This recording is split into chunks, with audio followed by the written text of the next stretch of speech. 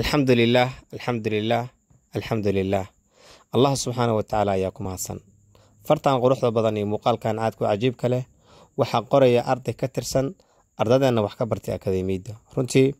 dadaal ayuu geliyay isagu anna juhdi baan ku bixinay natiijada ka dhaltay qof walba oo daawanay muuqaalkan indhihiisa ayaa u macalin ah Allahu akbar azimada qofka waa cajiib bila ka hor waxa uu ahaa arday maanta se waa macalin oo isaga ayay leeyihiin ardaydu waxay noo sax isaguna dadaalkii uu bixiyay maanta ayuu mira dhalay anna waxaan leeyahay hambaliyo macalin ma sha Allah ogow haddii ay quruxsan tahay fartaada ama habdhigaalkaaga dadku ma eegayaan taariikhdaada hore ee waxbarasho ee waxay kugu qiimeyn doonaan oo kaliya hadba sida maanta aad wax u qorto gabagabadii muuqaalkan like saar sidoo kale waa saaxiibadaada ardayga qoray fartana soo dheh ma sha Allah mahadsanid